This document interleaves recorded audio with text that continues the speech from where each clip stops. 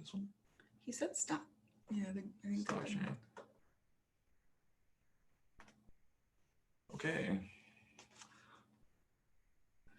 Hello, everyone. Hi, everyone. We are so excited to be here with you today virtually to talk about integrity. So just really quick to explain why we're dressed so casually in t-shirts today. So we have a tradition here at the Delphian School that will support our sports teams by wearing green. Right. So as you can see, I have this lovely green Delphian School green shirt to support my team and my school. And I have my green alumni hat. My name is Simon, and I'm a recent graduate. Yeah, so I asked Simon to come and help me present this webinar because I had the pleasure of working with him when he was a student before he had graduated, and always felt that he demonstrated a really high level of ethics and integrity. And so when I was asked to present this webinar to you today, I thought I would just love to sit with Simon and be able to have, conversations about this with him and of course with you all. So that's why we're here and that's what we're doing. Yeah. And my name is Julia. I work here at the Delphian School as the student ethics advisor. So integrity, honor, ethics, these are all things that I talk about pretty much all day during my work day with our wonderful students. And I thought that we might be able to provide some helpful value to you in your lives and bring, a little piece of our school and our curriculum to you in your homes today. So the first thing is you should have all received a PDF version of the book called Integrity and the Code of Honor. So I'm hoping that all of you did receive that because we are going to ask you to, in just a moment here, open up your book and take a look at the personal integrity article. So I feel like I should just confirm that we all have that, and let's see if anyone has an issue or didn't receive that. Oh, she doesn't. Okay, so Milo doesn't have it. Okay. Milo, yeah. Okay, no worries. So what I'm gonna do is I don't have it. I did not. So I guess. Okay, so maybe the PDF didn't go out. Gosh, we're so sorry about that. That is okay. What I'm going to do is read the article, and then as soon as the webinar is over, we'll make sure that we do send it out to all of you so that you can take your time and review it, of course, after this. A lot of what we're going to do is just discuss the different portions of the article and have conversation about it with all of us. We're going to do a lot of questions and answers and discussions about it. So not to worry, we will still make sure that we all have fun and learn a lot today. Okay, good. So we're going to go ahead and get started now. The first thing I wanted to cover with you is, what does the word integrity mean? Obviously, it's the topic of our seminar. So before we really went any further, I wanted to make sure that we were all on the same page as far as what are we even talking about when we use this word integrity. So I'm going to read to you a definition from the Oxford Dictionary that I found just really simple and beautiful. And what it says is the quality of being honest and having strong moral principles, moral uprightness. Another definition also from the Oxford Dictionary was the state of being whole and undivided, right? So whole, undivided. So it's just one whole piece of something. Okay, good. And then. And the word integrity actually evolved from the Latin adjective integer, meaning whole or complete. In this context, integrity is the inner sense of wholeness, deriving from qualities such as honesty and consistency of character.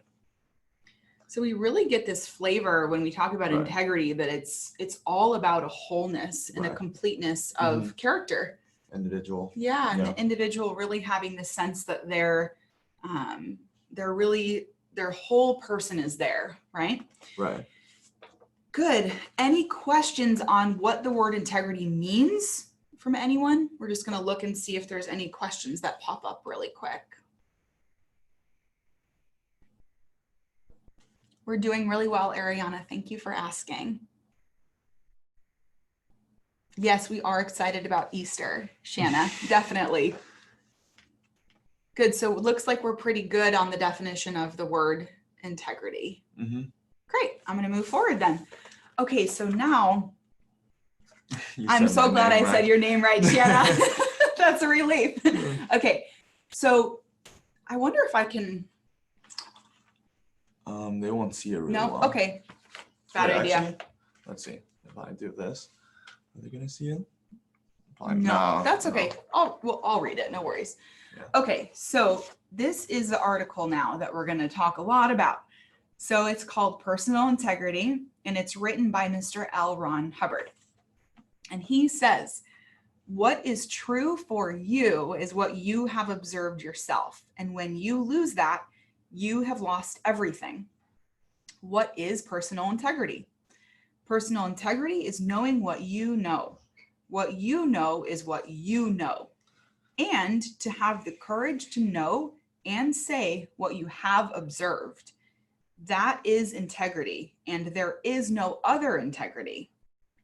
Of course, we can talk about honor, truth, all these things, these esoteric terms. But I think they'd all be covered very well if what we really observed was what we observed, that we took care to observe what we were observing, that we always observed to observe. And not necessarily maintaining a skeptical attitude, a critical attitude, or an open mind, but certainly maintaining sufficient personal integrity and sufficient personal belief and confidence in self and courage that we can observe what we observe and say what we have observed. That is the end. I consider this just such a beautiful article, so beautifully written and so simply communicated. That is my opinion to share with you about that. Oh, she has question marks. Shanna, is there a question or an issue that you have? Because we just received a bunch of question marks. Okay, no. Okay, good. And then Ariana, how would you know that a peer would be doing it? How would you know that a peer is Having integrity? having integrity or not having integrity? Just so I want to make sure I understand your question.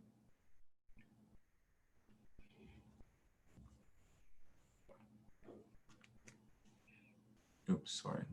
That's okay. Okay, so Ariana, we will come back to your answer when you answer. Okay, no worries. Yep. Okay, good. So we read the article, right? The next thing is we're going to talk about different points in the article. So I have a question for my friend Simon. Okay. And my question is, have you had any success by following your own personal integrity? Have I had any success? Yeah. So has there been some improvement in your life that you experienced, or some, situation with a friend that you were somehow able to fix or resolve, or just anything, any great experience that you had using integrity? Right. When I was on student council 2 years ago, I was in charge of the recreation room, because since I was in charge of it, I have to make sure all the cleaning gets done correctly, of course, and to a high standard. And then back then, my friends were my workers, so it was very, very hard for me to correct them on whatever they're doing. Let's say they did a bad job. It's hard for me to confront and talk to them that, oh, you did a bad job, let's redo them until it's good. Yeah. And then one of my teachers pointed out to me, and then I started working on it. And slowly, by the end, before I get off the position, I was able to confront them and actually have them get the job done instead of me doing everything for them. Oh, okay. Yeah. Oh, that's great. So basically you had to be the boss. Yeah, I have to have the courage. To your friends. So you actually had a responsibility, right. And the school trusted you to, you had a responsibility to make sure that the recreation room got cleaned and stocked and all of that. Everything. And so then you were given a bunch of people to work under you that you could delegate tasks to and so forth. and you struggled because some of those people were your friends. Right. And you were in that position of having to say, that counter's not clean. Yeah. Like, there's still peanut butter over there. And right. Yeah. So you needed to figure out.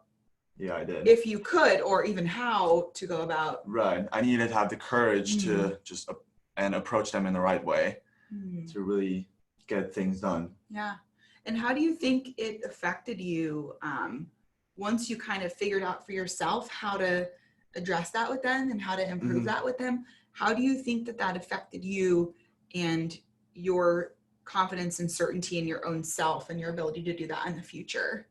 I mean, my confidence and of course raised, and then it was just, I guess, because our school really focuses a lot on teamwork and communication. So I guess everything raised, and it was just easier and better teamwork to get things done. That makes sense to me. Yeah. So it was like hard the first time. Oh yeah, you need a lot of courage. Okay. And I try not to upset them or be the the mean person. Oh yeah. Yeah.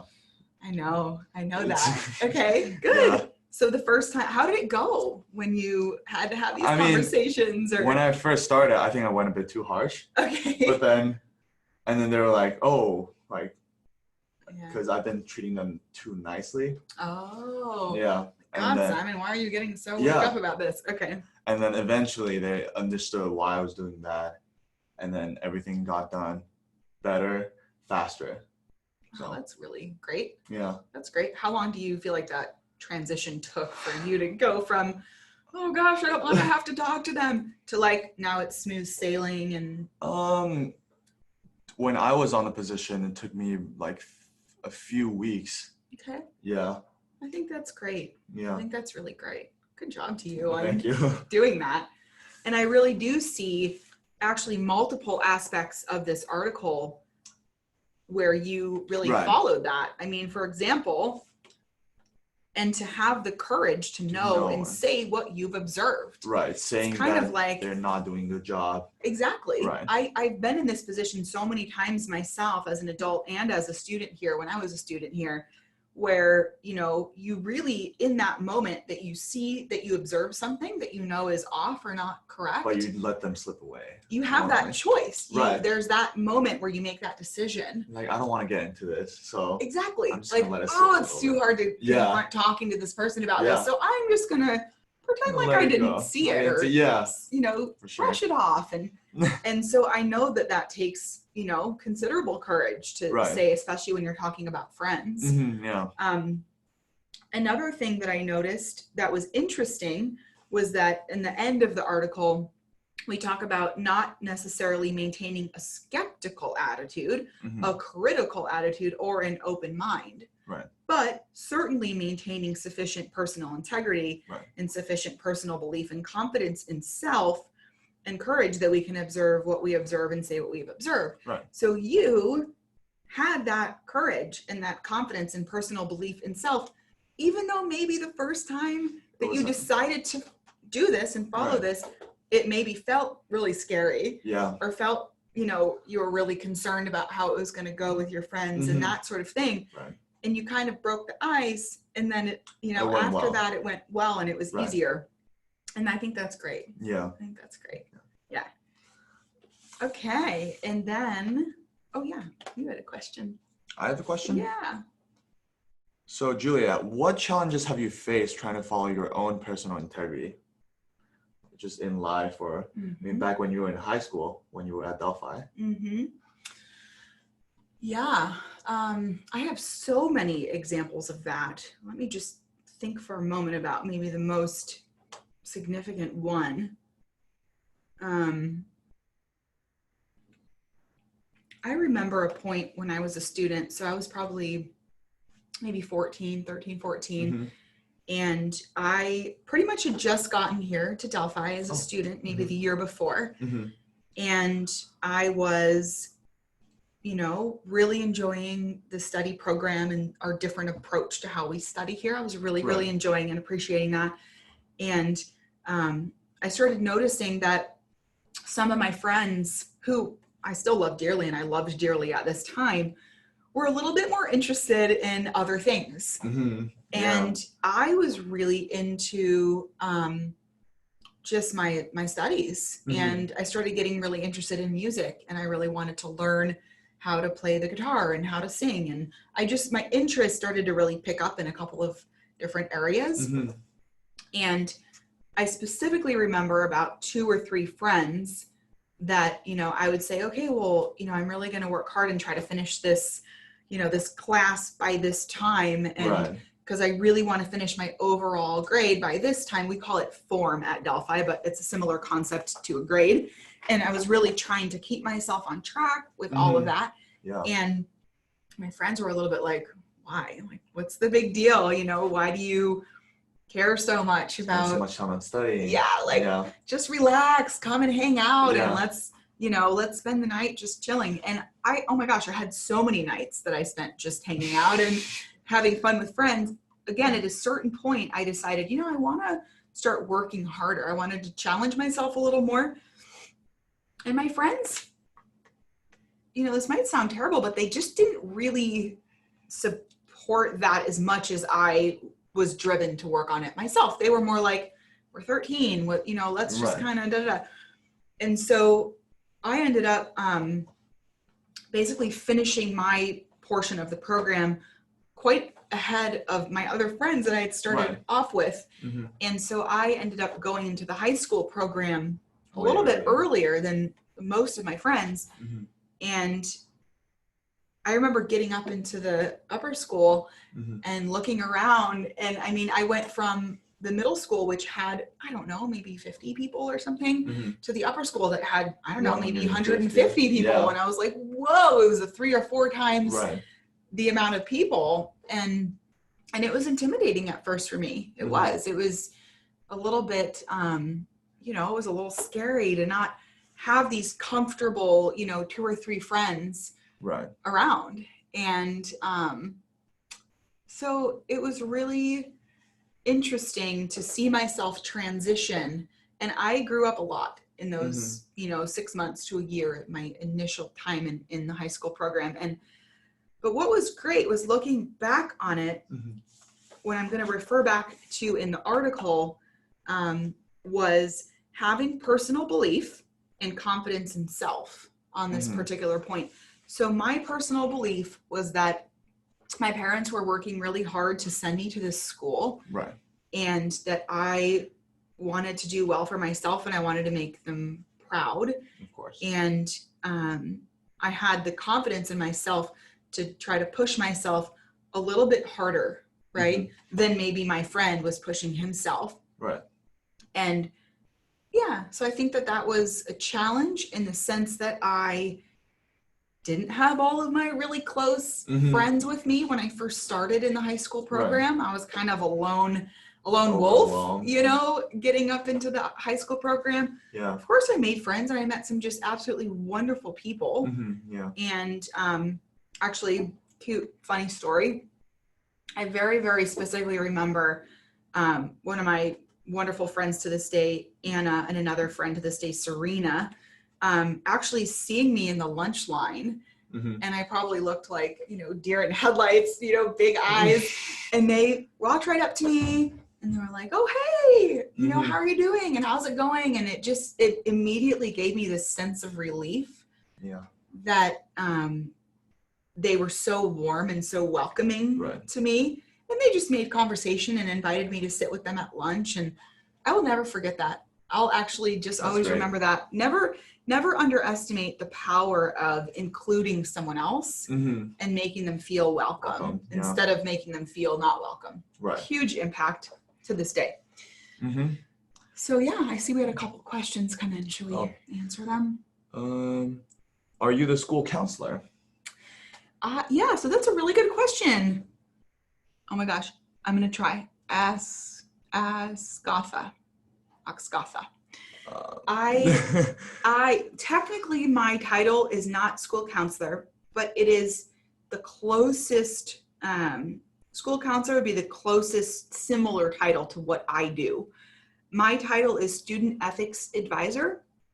And so I specifically work with students on usually a one-on-one basis. And we do, of course, talk. And in that sense, it would be similar to a counselor. The tools that I utilize to help those students are different than a counselor may use in their school. So that's my answer. Okay. When does this end? It ends around 12. 12. Yeah. Right around 12. And then pronounce your name, Milo. Yeah. Great. And then someone else mentioned, what have I missed? Sure. So we are covering the topic of integrity and personal integrity. Mhm. I am going to go ahead and read the article again. Sure. Yeah, just to fill in our other attendee that wasn't able to hear that. Mm-hmm. So, plus to remind us all about what this means. Okay, so personal integrity, written by Mr. L. Ron Hubbard. What is true for you is what you have observed yourself. And when you lose that, you have lost everything. What is personal integrity? Personal integrity is knowing what you know. What you know is what you know. And to have the courage to know and say what you have observed. And that is integrity, and there is no other integrity. Of course, we can talk about honor, truth, all these things, these esoteric terms. But I think they'd all be covered very well if what we really observed was what we observed, that we took care to observe what we were observing, that we always observed to observe, and not necessarily maintaining a skeptical attitude, a critical attitude, or an open mind, but certainly maintaining sufficient personal integrity and sufficient personal belief and confidence in self and courage that we can observe what we observe and say what we have observed. Okay, great. Let's see, any other questions? Okay, good. All right, so we'll move on to our next topic here. This is a question that I'm asking all of us. So right. Simon, myself, and all of our webinar attendees. So the question is, how could you handle it when you are part of a friend group who are involved in some kind of trouble, rule breaking, or something similar? If you wanted to get honest about what had been going on, but your friends didn't, what could you do? Okay, so we could paint a example where, you and your friends are hanging out and, you're kind of bored. There's not much to do. And, there's an empty lot a couple minutes away, and you can walk down there and there's an empty abandoned building and there's a bunch of spray paint cans, sitting outside the building. And you walk on down there with your friends and you guys have this whole plan on, spray painting the building and writing your names and whatever, which is technically called vandalism. That's the name of that happening. So let's say that, you do that and you guys make a whole, vandalizing on the building. And, you're trying to go to sleep that night and you're thinking, I just don't feel that good about that. And it's weighing on you. You feel a bit burdened by it. And you go to school the next day and, you tell your friends, I think I should tell, I think get honest about it. Yeah, I think I should get honest about this. And your friends are like, oh, no. Oh my gosh, I am going to get grounded. I'm going to get kicked off my video games for a month. Right. No way. No way, we cannot tell. Okay. First of all, have we all been in that type of a situation? Yes. Yeah, I have. I'm sure we all have. Maybe not the exact She said no. type of vandalizing, but so, or graffiti. That's true. Yeah, graffiti is that is definitely the correct word for what I'm mentioning here. So Milo said yes. Ethan said no. And then how do you say this? Shanna. Yeah, she said no. Yeah. Not that example though. Yes. Yeah. The example, I haven't ever been in that type of example either, but just something similar to that. Right. Where you do something with your friends, you know it's not quite right, and you do it anyway, and whatever. Right. So that's true if you wrote your names. I mean, depending on how unique your names were, I guess if it was John, Bill, and Jane, they might not, know exactly what people. But I mean, Simon, what are your thoughts on this? I mean, my thoughts. Obviously, there could be a really gentle way that you could talk to your friends about this. There could be a really harsh way you could talk to your friends about this. I could imagine it ending well. I could imagine it ending terribly. I mean, what do you think? I think it can go both ways. I mean, if you go really harsh, I guess your friendship's gonna break off a little bit for a while. But then eventually, I think when they realize what they did was wrong and what I was doing, which is being honest and getting them straightened out, I think they'll appreciate it eventually when they realize that.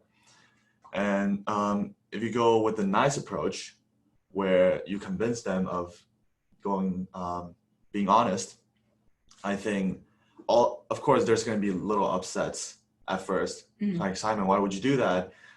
You shouldn't snitch on us. That's of course. Snitch, rat. Yeah. Right? Yeah. You shouldn't snitch on us. But I think everyone's going to they're just going to be happier in general when there's nothing to hide. Like when you did something bad, you don't feel good about it. Trying to hide it from someone. Right. Right. That's true. Yeah. That's true. So, yeah, great. All right. Now I want to ask all of our friends there's a listening question to see what you think. There's a question from a anonymous attendee saying, what do you do if your best friend has another friend they really like but is super mean to me? How do I confront that friend? Really good question on that. And okay, so that would be a scenario that, let's say you and I are friends. Right. You have a friend who, when we all hang out, is nasty to me. Right. I think I understood that correctly. I think so. Yeah. Okay, good. So there's a couple different things, on how you could approach it. I tend to be of the mindset that right when something happens, say something about it to the person directly. So let's say that your friend walks up, we're hanging out, we're having a good time. Your friend walks up and they're like, ugh, what a terrible shirt, straight to my face, right? And that's, the nastiness or whatever that they're displaying. At that point, I'd probably say, oof, wow, that hurt, or gosh, I like my shirt, but wow, didn't really appreciate that you said that, so I'm inclined to really take immediate action on it. And you don't have to have that same meanness back. You can let the person know that you weren't comfortable with what they said in a super gentle and a nice way. It doesn't have to be in a mean way back, because one of the main things is that you're working to treat others how you'd want to be treated, right? The golden rule, this is just common sense, that the way that we would want something done to us would be how we'd want to approach something with someone else. So, yeah. Good. Okay. All adults say that. Shanna, what do you mean all adults say that?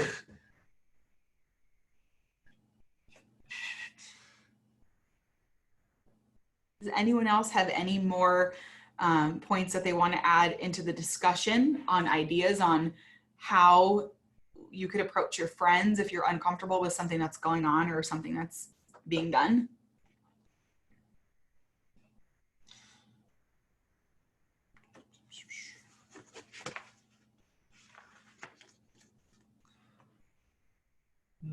Okay. Oh. There's Milo. Sometimes this other kid loses their temper and she can get mean and say mean things and sometimes a little violent. How do I deal with that? That's a really good question. Milo, and I think we can all relate to dealing with that, to dealing with another person's like emotions and feelings, and sometimes feelings can be very explosive. So I think we can all relate to that. So when you're dealing with someone else that's angry and in some type of a fit or in some type of a mood, right. I mean, the first thing that I would recommend is just really staying calm about it. Don't try not to feed the anger anymore, right. and try not to get angry yourself. And just stay calm. If you can, talk a little bit of calmness into your friend, great. If you can't, that's understandable. Sometimes I'm not even able to do that, so I totally understand. If it's getting violent and you're, of course, like concerned about your safety or your friend's safety, I mean, at that point I would go and talk to an adult, so obviously if you're in school, you can talk to a teacher. If you're at home, you can talk to your parents. If you're at your friend's house, you can talk to their parents. But I mean, the last thing you'd want is for anyone to actually get hurt. So, I would recommend just making sure that you tell an adult about what's going on if you're not feeling like you can handle it yourself. All adults that I asked what to do say that that's how it worked when they were kids. But I'm not looking for advice now. I've taken care of that a while ago. Okay, we understand, Shanna. No worries. We don't have to talk about it. No worries. I'm glad that you got it taken care of. And then it looks like Isaiah has a question. What happened if the person start a fight? What would you do? So they're trying to start a fight with you or another. I mean, either way, if someone's trying to start a fight, I would just recommend, again, trying to add that calm element. One thing I've had success doing is taking the person maybe out of the environment that they're getting a little bit worked up in. Right. Like, okay, let's go for a walk. Try to maybe shift the attention onto something more positive or something, that's not that they're as upset about. Would be just a simple answer if I, off the top of my head. Okay. Good. These are really good questions, you guys, and I appreciate all of them. And I would like to just continue answering them. I know we are getting a little bit short on time, but I think my priority would be to help you out with some of these questions in situations you're experiencing in your life. So keep the questions rolling and we'll do our best to keep up and answer them. All right. And Isaiah has another question. Sure. If you see your best friend doing something and she comes back and wants you to have a sleepover, what to do? Oh, that one I don't totally understand. Meaning, can you clarify that a little bit more for us, Isaiah? If you see your best friend doing something that you're not comfortable with and then they want to hang out, but you don't want to hang out with them, is that the question? Can you just let us know? We'll come right back to it. Okay. Oh, that was a good one. How do you approach a teacher about bullying in school? Really good question. So obviously this is something that happens. It's a real topic that occurs. And none of us like it. And we all do our, part to help any student that's experiencing anything like that. So I would say, obviously, choose a teacher that you're comfortable with and have, your thoughts together and have some maybe even specific observations that you've made about the bullying. I'm assuming it's something that's happening to you, right? So you can, speak from, wow, this happened and this happened. And you would just be honest and again, maintain your integrity, right? So what you observed, what you saw, what you felt, what happened is what you're going to want to communicate. I would just be super open about it and not hold anything back. And Okay. And Isaiah said, what if your parents not at the house? What would you do when they start to try to hit you? What? Oh, if your friend was over and they were getting violent and your parents weren't there. Sounds like that's the question. I think so. Okay. That's a good question. I mean, my first thought was maybe you would just want to call your friend's parents and maybe have them have your friend picked up from your Yeah. home. I definitely just think somehow, Get some help. way, an adult needs to get Right. involved when there's violence and there's a possibility of someone getting hurt. Right. If you aren't able to remove yourself or remove your friend from the environment, which again, if you're at home, it wouldn't make sense for you to just run away from your house or something necessarily, right? Right. I mean, obviously, if there was no one around and it was a very drastic situation, yes, okay, I could understand if you felt you needed to run away from your house, but right. I think my first answer would be maybe just to figure out your friend getting picked up from their parents. Mm-hmm. And Ethan asked us, what are your names? So my name is Simon, and this is Julia. Hi, Ethan. Any more questions? There was something at the bottom that said I had a problem with the guy bullying me. Oh, but it's not a question though. Oh. There's an anonymous person. How do you approach a friend who keeps on texting you at the wrong time? I mean, like not a nice way, but block their number. I mean, that wouldn't be a nice. Yeah. I mean, you could maybe first start by just saying like, "Hey, could you please not text me?" I don't know. I turn my phone onto airplane. Right. Yeah, airplane mode. So when I go to sleep and when I'm working and stuff, if I need my phone off, I just turn it into airplane mode. Right. So that's, that way I don't really have to be so concerned about it. But if it's something you've tried to resolve and it's not resolving by talking to the friend, you could either, of course, turn your phone off or block them. But I don't know, blocking them might be a little bit much, I guess it's completely up to you what you feel is right. And there are two more questions. So right now, what if your best friend is hanging out with some people that do things like skipping class and being mean to little kids, and then comes and wants you to hang out with them and their new friends? Really good question, Lorna. And I think we've all experienced probably similar type things. Choosing the right friend group. Yeah, choosing friends. This is I could talk for a whole other webinar about friends and choosing friends. So this is something I've encountered before, where you have a friend, you care so much about them, you want the best for them, yet they're not making good choices. This gets difficult and you start to feel responsible because you're a good person and you care about your friend and you want them to do well, and you see them not doing well. So one thing that you can always do, and this is a very light approach, is you can always just not participate. Right. I always tell people that you don't have to do what your friends are doing. For sure. If your friends all come to you and they're like, "Hey, we're gonna go do blah," you don't have to get in that car. You don't have to go walk with them. Now, I understand that there might be some concern or like feeling like your friends aren't going to think you're as cool. You're absolutely right that they might think that. But if you do it in a really kind of chill way and you just say to your friends, "Oh, I'm just not really into that today," or I'm not really feeling that right now, or "Yeah, I don't know, I'm not really interested," or whatever. You just are very like chill about it. That is one way that you can start to like separate yourself from any of those activities that you maybe wouldn't feel good about.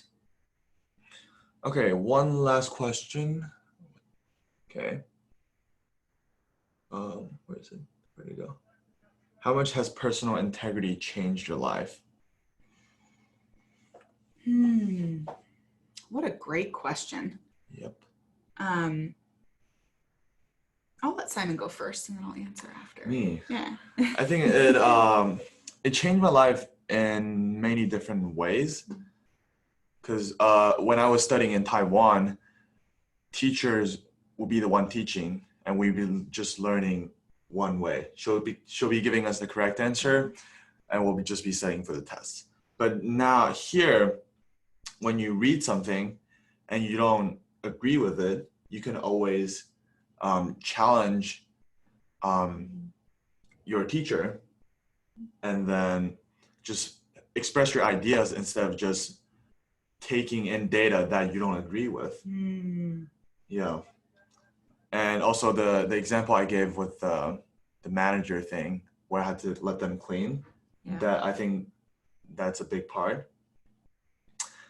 And yeah, there are many examples that I can give, but I think those two are the main ones. Do you have any, Julia? Very nice. The main ones? Well, it's interesting, right? Because I'm an adult, and I have children of my own now, and I work with students at the school that I was once a student at. And I would just say that my personal integrity has evolved through the years, and I'm sure will continue to evolve through the years. As far as how it's changed my life, gosh, I think the biggest area for me where I've seen the biggest positive impact through the years is with regards to my work. And so different jobs that I've done.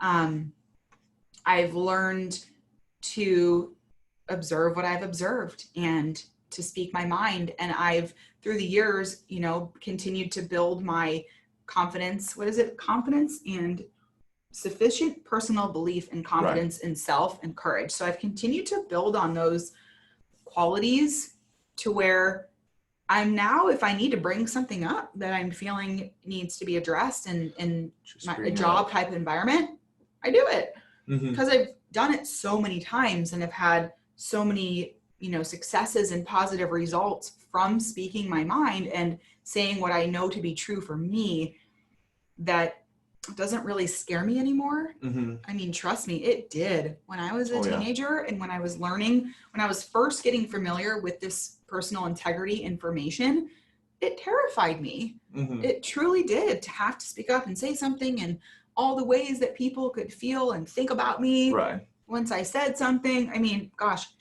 So I would say it's really helped me to succeed in the different jobs I've done so far in my career. Right. And I think it just, everyone, I don't think anyone is built with a lot of integrity. It's through experience and life, it builds on and you keep expanding. Totally. Right.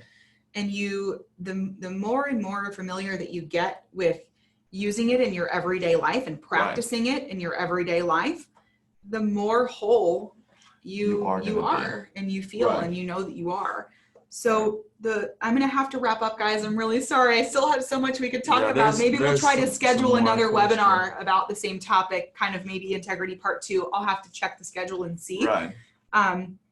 But the last thing that I wanted to give you as a challenge is, so integrity is a skill. It's a character skill that you have. Right now, we all have it in us, right? Some of us might have been practicing it for years and years and years, like me. And maybe some of us are a little bit newer practicing it, like my friend Simon. Right. And like my friends out there, maybe this is the first time you've ever heard of this, maybe, right? So my challenge to you is to today find something that you can do to strengthen your personal integrity. Do the same thing tomorrow. Do the same thing the day after. Okay. And know that we here at the Delphian School are your friends, and we care about how you're doing. And we care about the fact that you now know about this skill and you can continue to work on it and practice it in your life. And hopefully the positivity that you're able to spread by practicing this in your life spreads to your friends and spreads to their friends. And we create a ripple of a new wave of us being able to have strong personal integrity. Maybe you want to leave them your email, so if they have any questions. Sure, absolutely. So I can definitely do that. Yeah. What is your email? My email is Julia, Julia, Jacquillard, JAQUILLARD @delphian.org. That is my email. So feel free that if we didn't get to your question, I apologize. If we did run out of time, I would be very happy to engage with you via email. Okay, great. So this book is a course we have. We all use in our school, and this is created by Heron Books. So if you're interested in any online courses, feel free to check out heronbooks.com. Yes, Heron Books is our partner. So it's the Delphian Schools partner. Right. They work on all of our curriculum. They're geniuses, honestly. And they are so wanting to help all of us who are, at home and having to learn from home right now. So they're running a special, from what I understand. I believe it's 30% off of books that you were to order on their website. I think there's also some free courses right now. And there are free learning guides and books that are available to you. Right. And I believe we have a way to show you how to get to that link. So just bear with us for one moment.